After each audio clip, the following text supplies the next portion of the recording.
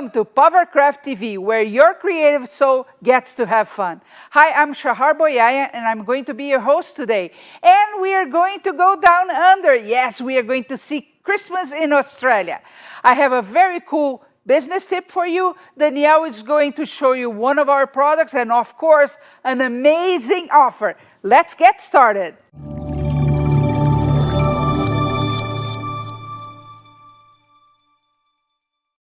Okay, today we are going to learn how to make a beautiful nativity set. But before we do that and talk to our amazing artists, I want to point out that there's going to be a very special offer that includes the Paverpol peach, the wrappers, and the Paver cloth. So stay tuned to know more about that. Now let's talk to our amazing Australian artists. How are you doing today?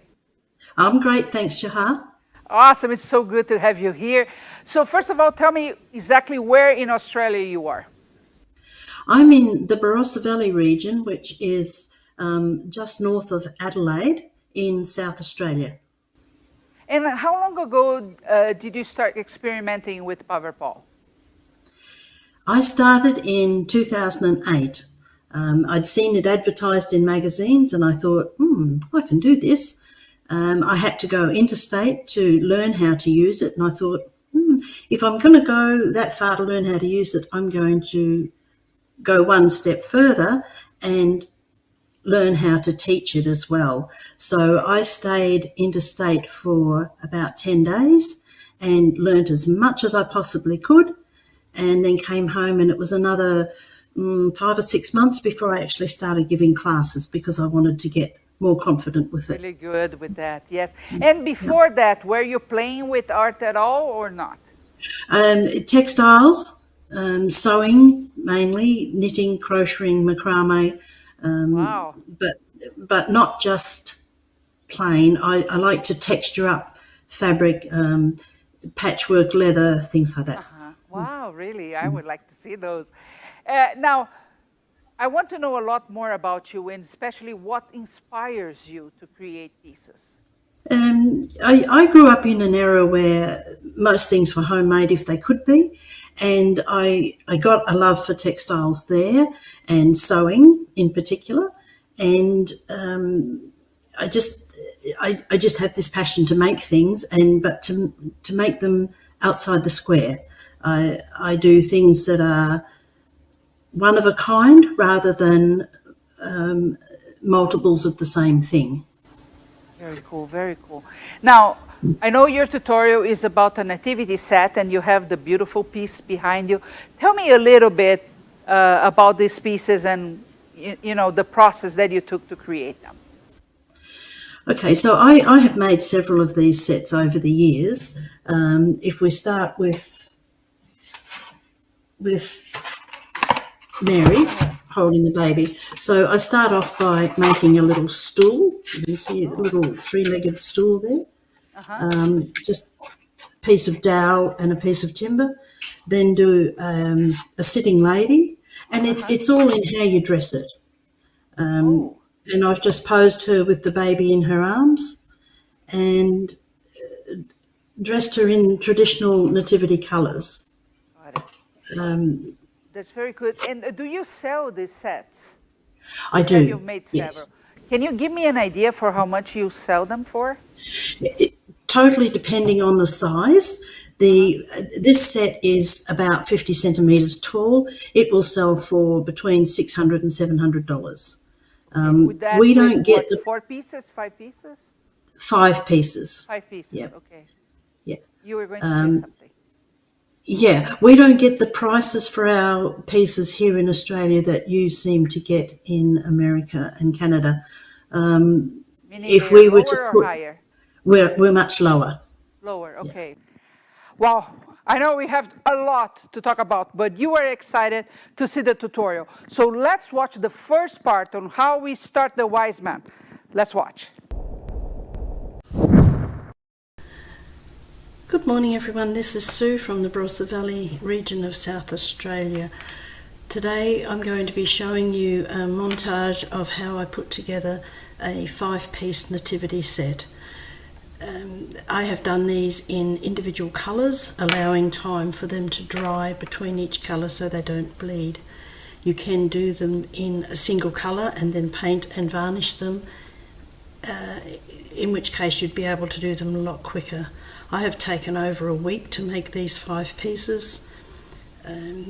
I've made them about 50 centimetres tall. You can of course adjust the size and make them any size you want them to be. The largest I've made is a 1 metre tall figure. After I've made these pieces, I usually put them together with a drawstring bag for each piece and instructions on how to clean them. The nativity set is something that comes out for 5 or 6 weeks each year and then is packed away for the next year. The short pieces of film that I have done need to be looked at in conjunction with the PDF, which are still shots of step by step how I've made the different articles of clothing and how I've the sequence in which I've put them together. I'd like to thank Curious Mondo for giving me the chance to show this to you. Maybe at some stage when you're in South Australia you can pop in and make a set with me. Okay, enjoy. Today I'm going to be giving you a very quick lesson on how I turn a standard lady and 4 nomad figures into a nativity scene. So the sitting lady is going to be holding a baby to represent Mary and the baby Jesus. The 4 nomad figures are going to represent Joseph and the 3 kings. To start with, we take some timber. I've got 4 pieces of this and a flat piece of timber to make a stool. Very simplistic, nothing fancy. We're going to use some wire, polystyrene ball, foil, masking tape and strips of t-shirting material with the Paverpole in the skin tone colour to be making a standard sitting lady. When we make her, we will position her on the stool, but we'll have a sheet of plastic between the figure and the stool so that we can lift her off when she's dry and put her dress on and then let her dress attach her to the stool. When we've finished that, we're going to make the 4 male figures in the form of a nomad. So the nomad form is made with a base, some legs, and then a polystyrene body. Don't know if you can see that in the camera, like that. It's just a piece of used styrene that I've put in there. Then we make the head on the shoulders, wrap it all in the initial wrap once again with the flesh coloured Paverpole, and then we dress it as Joseph and the 3 wise men. I'm going to give you a brief look at some of the materials required to make the 5-person nativity set. So what I have here is 4 pieces of timber and a flat piece that will make the stool for Mary. We have the wire polystyrene ball with a nose. Now there's 2 different pins there. I normally use the round pin, but you can use a heart-shaped pin. Just make sure that they're a light colour so they don't shine through the fabric for the face. We have a little egg, which is going to be the baby. Some aluminium foil and the wire, of course, to make up the frame. The stretch polycotton fabric, masking tape. I have the fabric in a variety of colours. You can either colour the Paverpole or use the coloured fabrics with the transparent Paverpole. Stretchy fabrics. This one is an open weave cotton that I'll use for the dresses for the nomad figures. Now when I speak about nomad figures, I'm talking about figures like this. Not a very good representation of what we're going to be doing, but there they are. To make those, you're going to need a base, And here I've marked where we're going to drill the holes to put the legs in. Now the legs on a 50 centimetre one can be your 6mm dowel, your timber dowel, or you can use 6mm metal if you're going to make a taller sculpture. We make the body out of polystyrene, cut to size. This fits between the legs and fills out. Now the sheet I have here is about 1.5 centimetres wide. If you're making a larger one, you can go up to the wider polystyrene or use 2 layers. So all the usual bits, the ruler, the scissors, the pliers. For the nomad figures, I prefer to use an egg for the head, but once again use the neutral colour of the pin for the nose. Then here we have an array of different fabrics. There's different colours. We have some cord to do the ties for the belts. We have some felt strips here to make the crowns out of. And to the crowns we're going to just add some beads. We'll sew those on before we dip them in the Paverpol. I have a little bit of braid that I'll put down the front of one of the coats. It's quite shiny when I get it the right side up. We have waste cotton for the beards and hair. You can use Paver cotton, which is sold through the Paverpol range. This is industrial waste cotton that I find a lot easier to access here in Australia. For the 3 wise men, I have some little containers for their gifts. Oops, lid's come off, but I'll Paverpol that and make sure the lid stays on. I have a little trinket box that I'll put some gold in. Wow. And a little jug to put the oil in. I won't put any oil in, of course, but I will plug up the hole so that it's secure from the weather. When you make your nomad figure initially, it's going to look like this, with the polystyrene between the legs. I'll show step by step as we go with that. You can use your stretch cotton to do all of the initial wrap, but if you find the face difficult, you can use the Paverpol wrappers to cover the face. You'll also need lots of Paverpol, lots of colours, and some varnish. The other thing that I've got here, which you may want to add, is a staff. It's just a stick off the tree. That's for Joseph, and I'll be covering that with transparent Paverpol as well.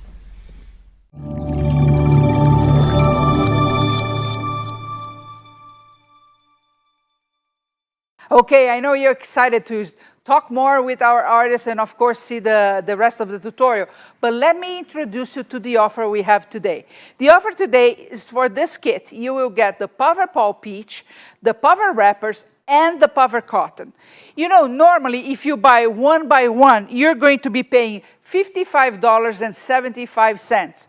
But today, and today only, you're going to get it for $47.38. Whew, that's a huge savings, but I'm going to make this even better for you. When you get this kit for only $47.38, you are going to receive totally free a Pavercraft kit of laser cut embellishments in wood. So you can put on the wise man and many, many pieces that you can make. So again, you get the 3 products, Paverpol Peach, wrappers, and Paver cotton for $47.38, and you will receive a free box of wood embellishments, normally $6, totally for free. All you have to do is either go to the website you see at the bottom of the screen or click on that button below besides the video. And you're going to love this, and you can create many nativity sets. So let's go back talking to our artist. I want to see some other pieces that you have created. So you have a very tall guy behind you. Tell me a little bit about it. The very tall one over there. Well, there's another one on my left. Oh yeah, the Would, bronze one. hang on a sec. Okay, let's see. Ooh, This one. this one is fun too. Yes, tell us about it. This one is Bruce. Oh, Bruce he's on a beautiful burl on the base, and then he's very tall. And Bruce is a beaver bird. Beaver bird? Beaver bird. Oh. Okay.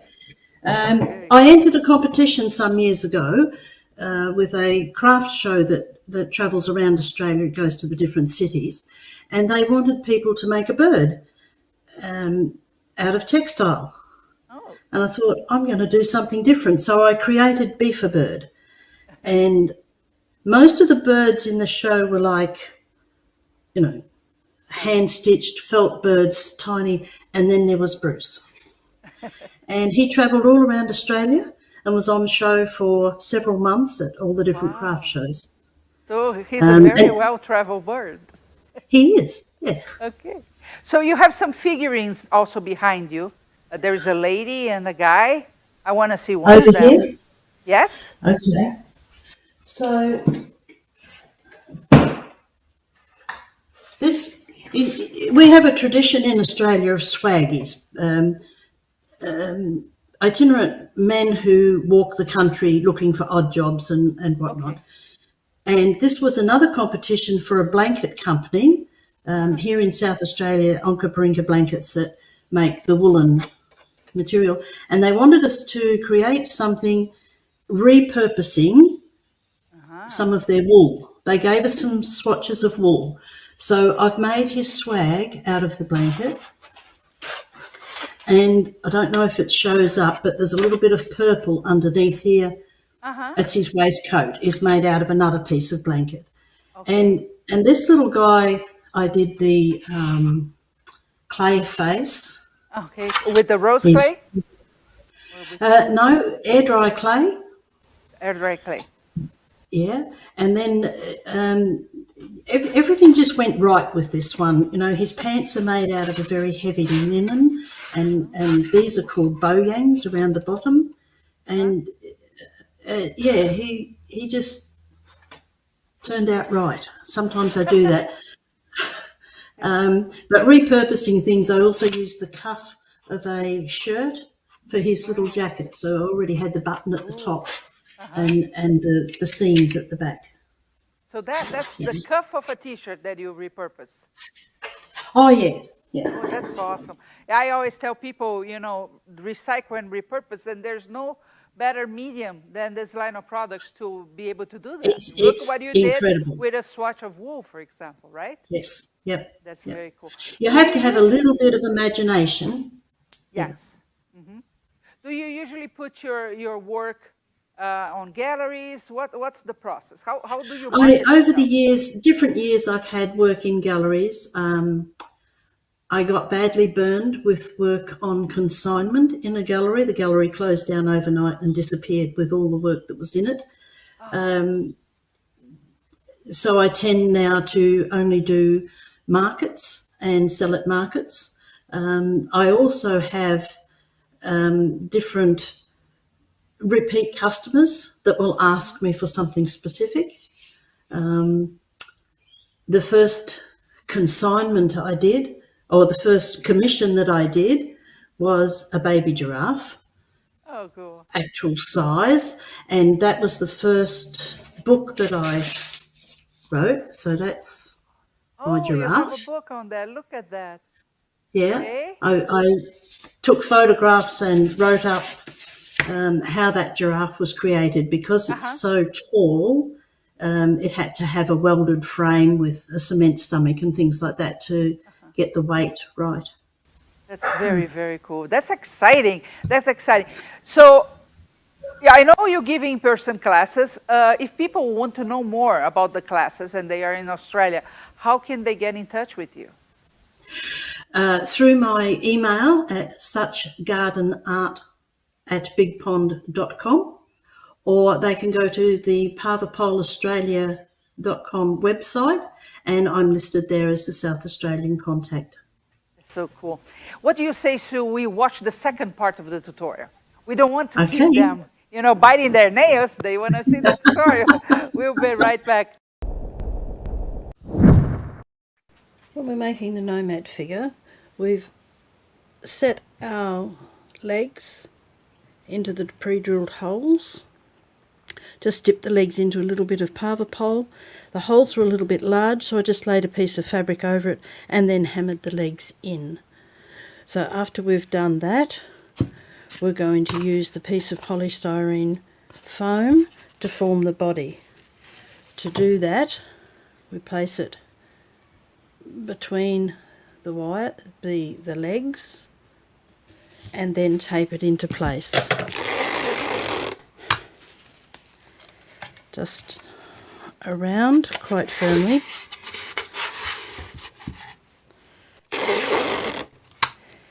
At the base, in the centre, and again at the top.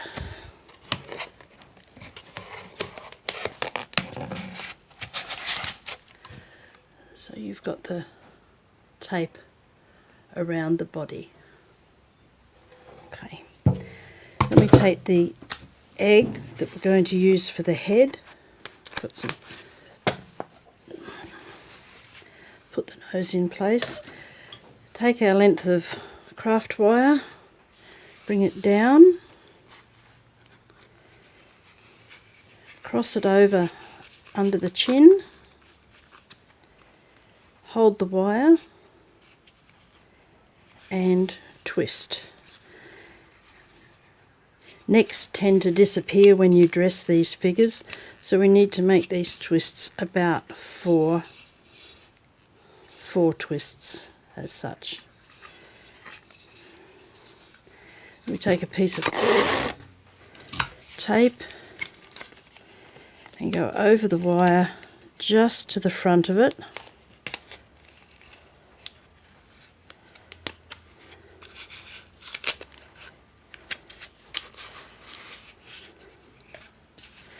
Then we also take some more tape and strengthen the neck. The necks of these figures are very vulnerable. People will pick figures up by the head instead of by the base. So you want a strong neck. When we dip the fabric in Paverpole and wrap it, it'll go around the neck several times as well.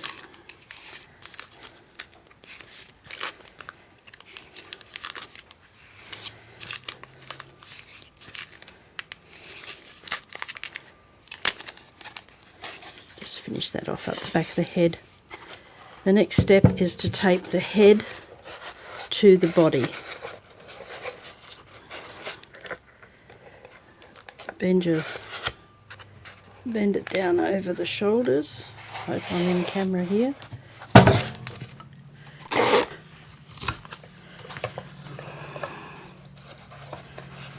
Centre it.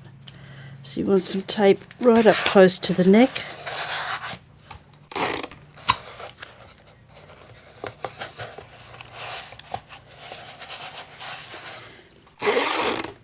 And then go around again to cover the ends of the wire.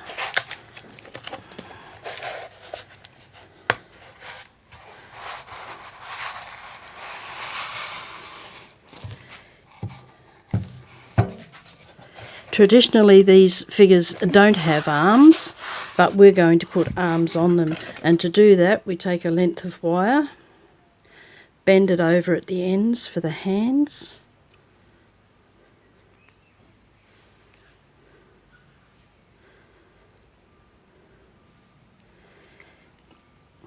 and then we will foil it up and attach it across the back of the shoulders. Put the arm around the neck.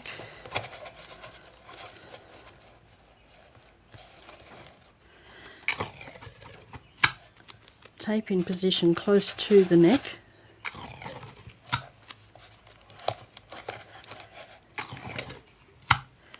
Again, right at the shoulder, bend the shoulder down.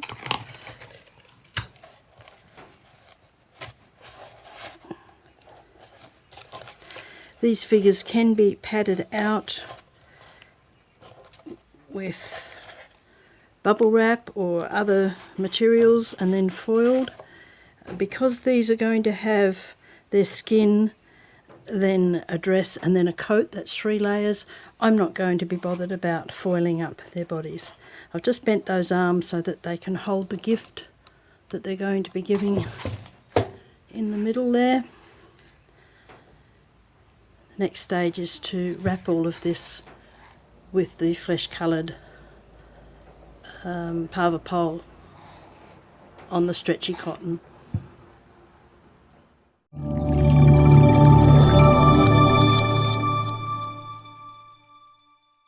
Oh, I love it.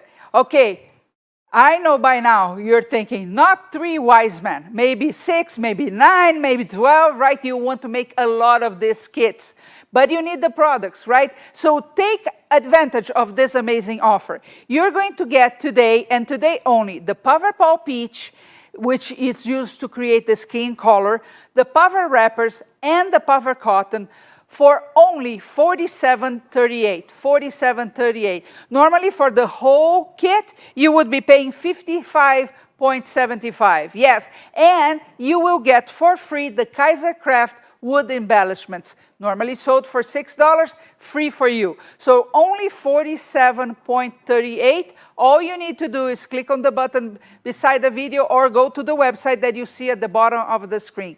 Oh, you're going to love this offer. You save a lot and you gotta have a lot of fun.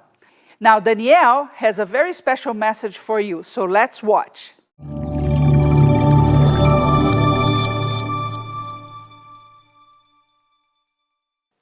Hi, this is Danielle with Curious Mondo, and today we're going to go over another product from Paverpol called Paver Scrub.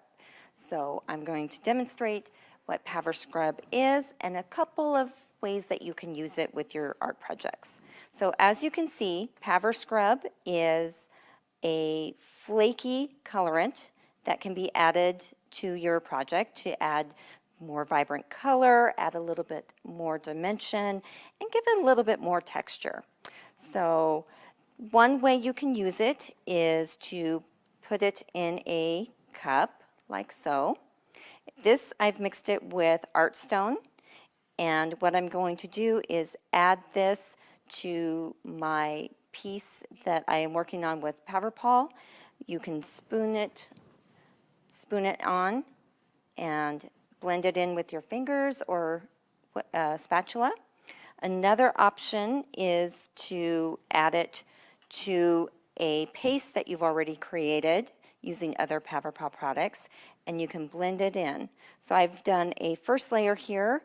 I can always add more layers and give it more volume and dimension. So it is available in 45-gram containers. So we do have 3 different colors to choose from. We have green, the terracotta, which is what you saw me using, and then a granite. So I like the granite especially because you can use it in outdoor pieces for garden sculptures, and it gives it that authentic garden sculpture look. So that is Paver Scrub. Thank you so much for joining me today to learn about Paver Scrub. Have a great day.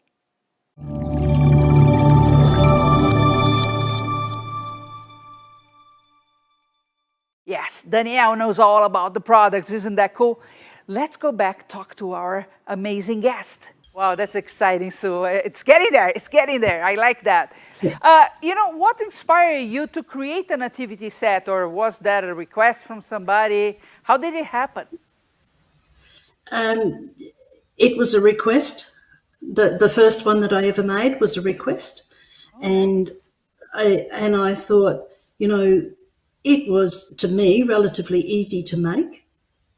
but I could see the huge potential for profit and for longevity of that, because when I sell these pieces, I make a drawstring bag out of fabric, and I put a list of instructions on how to clean the pieces at the end of the season and to put them in the bag to store them for next year.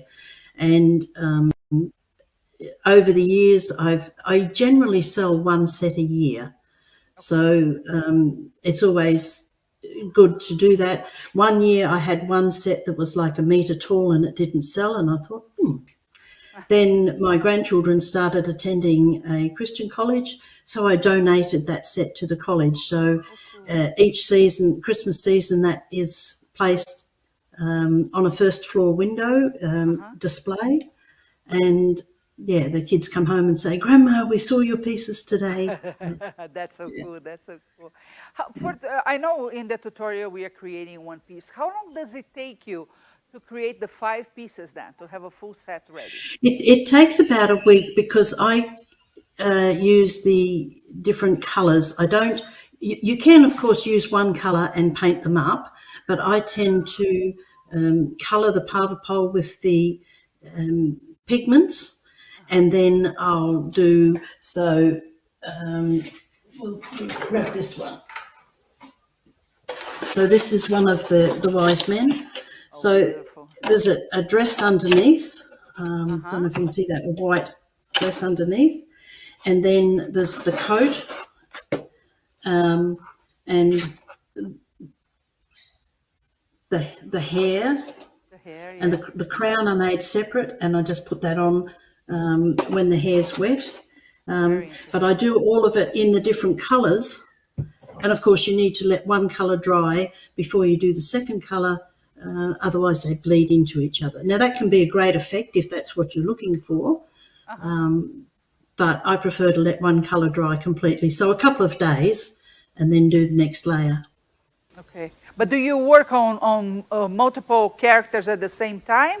Or you make one yeah. and then the So I'll make all the figures, because that's the skin tone, or the peach we're now calling it. Then I'll do all the white, the underdresses, and then I'll do like the terracotta and the bronze for the dresses, and then they don't look it. These fabrics are quite bright, but they are actually dipped in light yellow ochre in the Paverpole, because that pigment provides the UV protection, whereas the transparent doesn't have that UV protection. So this piece could go in the garden? Absolutely. All my pieces can go in the garden. So that even is when I great. Yeah. Go ahead, I cut you. Sorry. Even when I do like work on a canvas, I'll seal the back of the canvas with a piece of fabric, and it is always okay to go out in the weather. That's awesome. That's a great tip. I love that. Love that. Now, I see on your counter that you have some figurines as well as you have animals. When you're sculpting with textiles, which one do you tend to go more towards, animals or figurines? The animals. The animals, right? What's your favorite? Yes. I teach the figurines, and I will make figurines, but I love making animals. Awesome. And different things. For many years, I would travel to Sydney in New South Wales and demonstrate for 10 days straight at the Royal Easter Show. And so you always needed to have different little projects. Okay. So that's how I created. This is called an egg with legs. And basically that's what it is. It's a polystyrene egg with legs. Okay, that's And because it's Australian, it's got thongs on, or I don't know, flip-flops or something you call them. Yeah. Yes. Yeah. And that's just a little shelf sitter. And that's one of the quick projects that you could teach on those. It's a very quick project, yes. Okay. Yeah. Very cool. But you didn't tell me which is your favorite animal to sculpt. Well, my elephant, of course, is listed in the big book. Nice, yes. That's my elephant. Oh, look at this guy. What did you use? Well, dowel for his legs and then padded them out.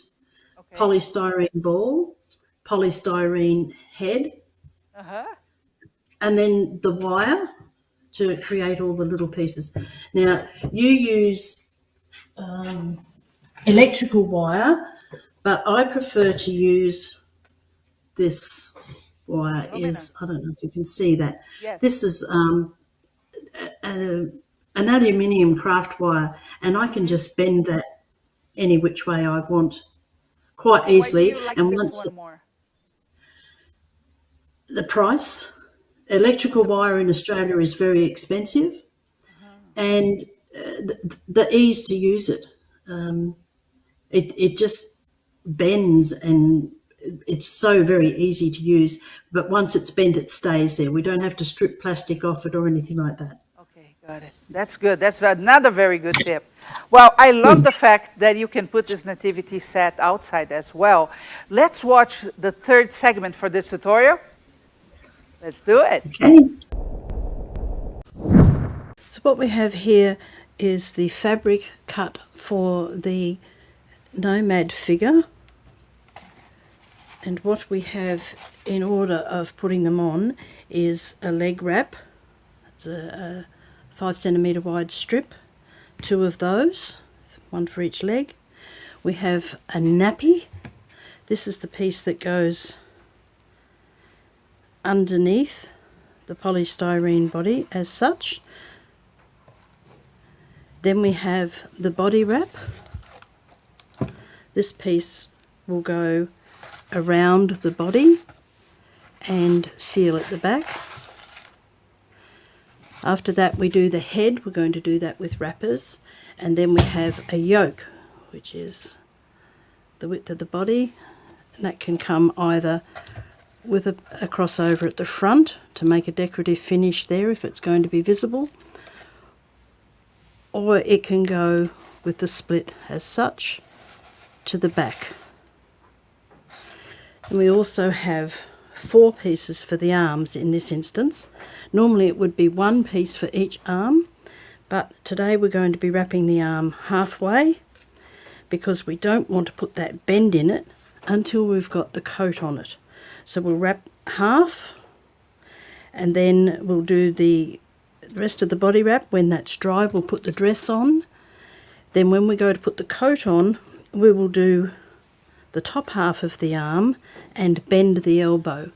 The reason for this is it's going to be 2 or 3 days between when we do the body wrap and when we put the coat on, allowing for the different colours to dry enough so they don't bleed.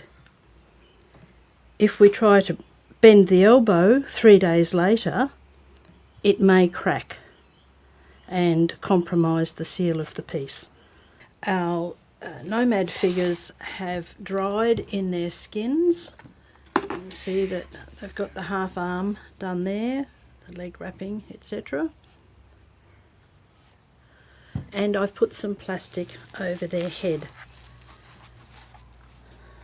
What I've also done while I was off camera is sewn some beads on felt strips to make the crowns. Then I set them in, dipped them in the transparent Paverpole and set them around a plastic cup. It's still wet against the plastic. I won't pull that off. But you can see here I pulled the green one off. That's setting up quite nicely. I'll just leave that on the cup. And I've done the same with the purple one. Pulled it off the cup, and that's drying nicely.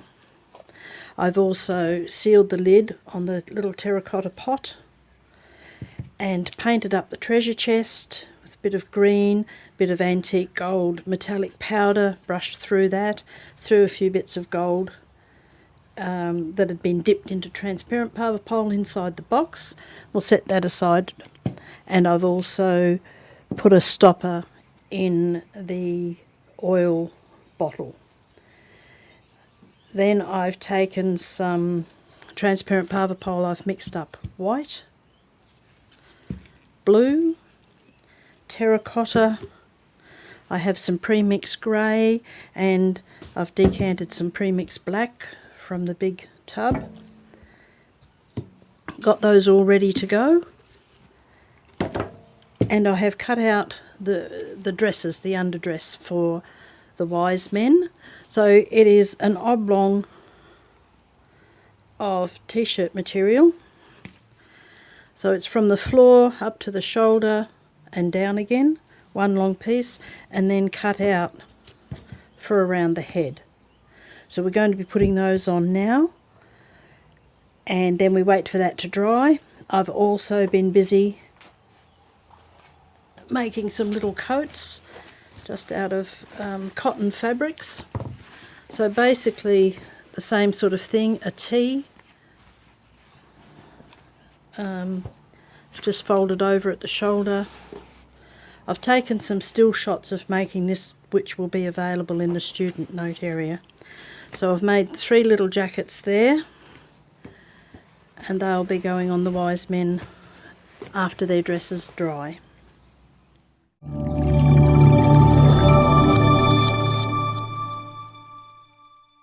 Okay, one thing you can never forget is to have enough supplies so you can make these pieces, right?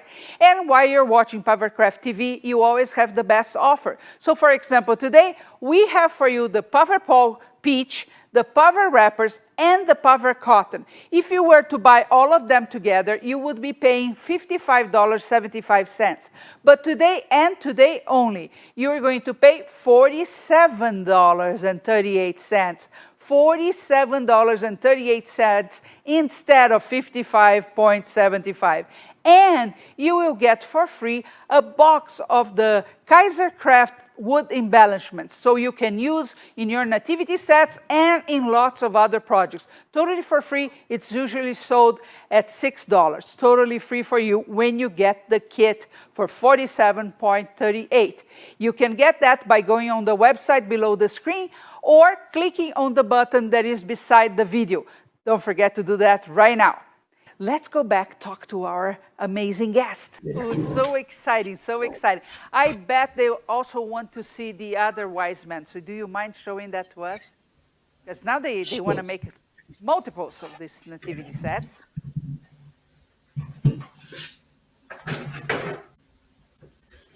So there's one with his little terracotta pot in the middle. And you can see I've done a bit of dry brushing on his collar here.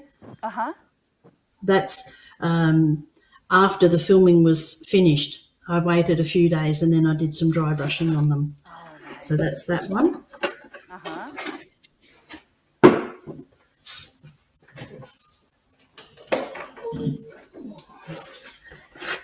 And this is the close-up of the other one finished. It's just got his pot of oil there. Just very cool. Very cool. Great way. Now, you told me you started using the products in 2008, so you've been doing this for quite a while. Yes. And I know you teach classes, you sell the pieces in markets, and I believe you're a distributor as well. Yes. So if people are near your area and they want to check the products, you're the to-go person in this area. I'm the person who's got it, yes, for sure. Very cool. Tell me a little bit about how has the business been for you during this time? Well, it's been wonderful, Shahar, because I've travelled. I've been to America 3 times now. The first time was in 2010, I think. We used to have play weekends where all the instructors would get together and talk about product and play. And I travelled to Baltimore in 2010 and Philadelphia in 2013.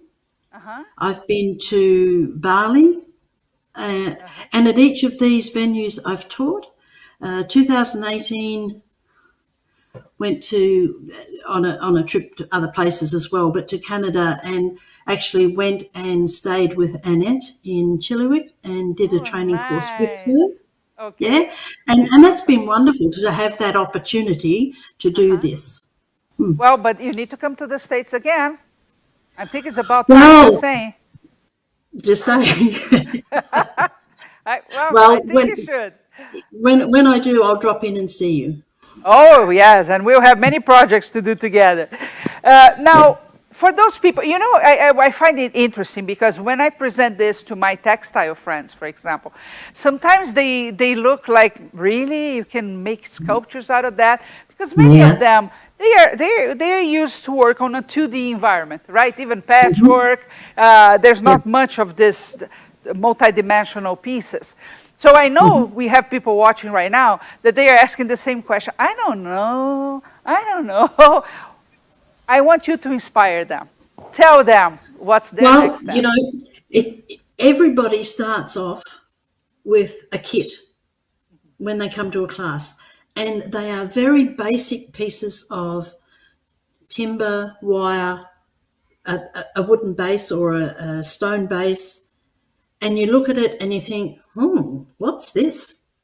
And at the end of the day, they go home with an individual piece that they have ownership of because they've made it. And they all start the same, but they're all exactly different at the end of the day. People choose their own colours, they choose their own pose of the item, how they're standing, sitting, whatever, and they have ownership and they've made it. And it always gives me that little bit of extra encouragement when I see my students at the end of the day, how excited they are about what they've done.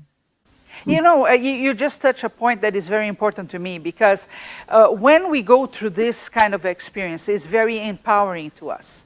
And Oh, I yes. don't know how you were raised, but you know, many times in my life I heard that you're not good enough or you're not worth it, and all those things that unfortunately they stick with us in our head. And every time we are able to, for example, like you said, a piece of wire, some wood, and some scraps, you can create something. You know, that's proof that those were lies, never the truth, Yes. right? And so Yeah. I believe Yep. you're doing a great work by teaching people, right? Because every Yep. time you have a group and they go, oh my gosh, I created this, I can't believe, and they see. That's right. Yeah. One of the other things that I do is I volunteer at a community house where I freely teach different crafts like hand sewing and macrame and beading and a few things like that to people who are a little bit less able to get to a paid workshop. So Yes. that's volunteer work for free. Uh-huh. And that's great because again, you never know who you're going to put on a new journey in their lives. And No, well, sometimes, you know, a business side that they will be able to take other workshops later, right? I mean, we need to empower or people in every spread angle. word of mouth Exactly. to their associates. Yep. Yep. Exactly. So has been really a great pleasure to get to know you better. Again, if people are in Australia, they should go to paverpolaustralia.com. Say again your Yes. email if they are interested in classes as well. Such garden art at Okay. bigpond.com.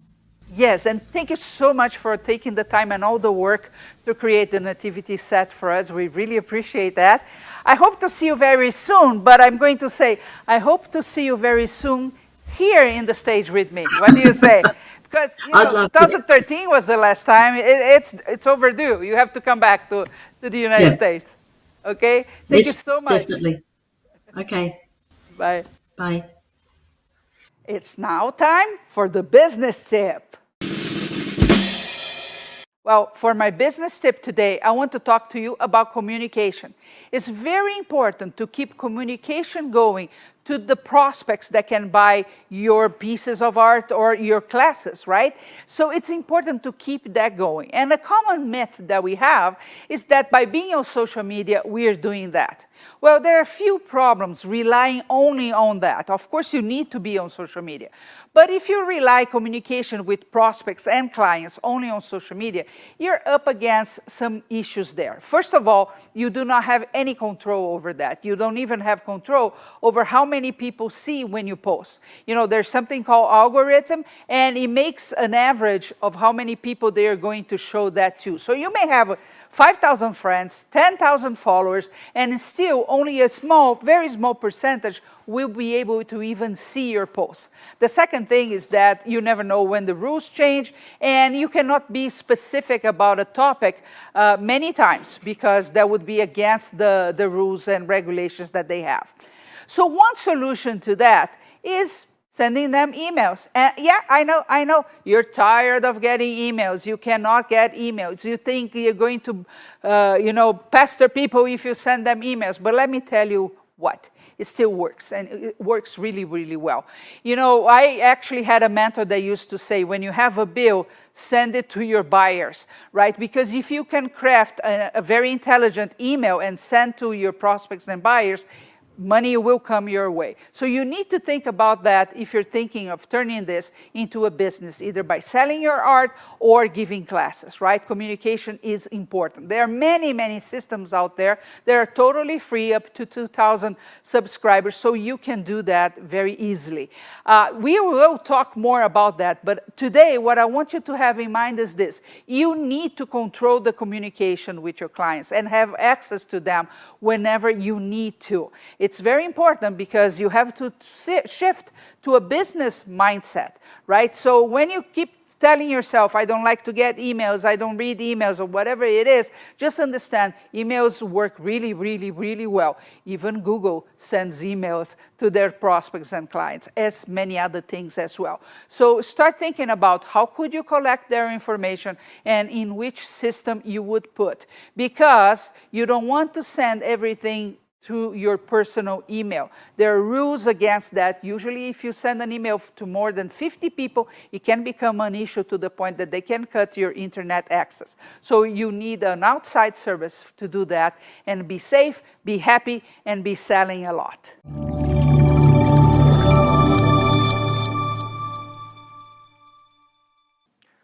Hi everyone. Are you excited to start working with Paverpol? Then why not become a certified Paverpol instructor? The certification course is designed to help people earn a second income by hosting Paverpol classes. In the classes, you will learn how to use the Paverpol products, and you'll get to learn a little bit about the business side of things. This can be a life-changing and very fun experience.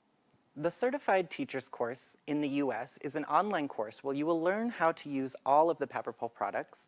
You will also build 3 different projects that you will later turn in for critique and certification. To learn more, go to paverpolamerica.com.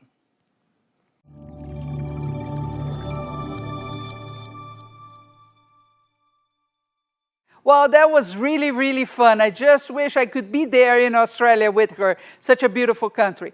Now, this is all for today's show. Don't forget to join us next week for another Pavercraft TV. Thank you so much.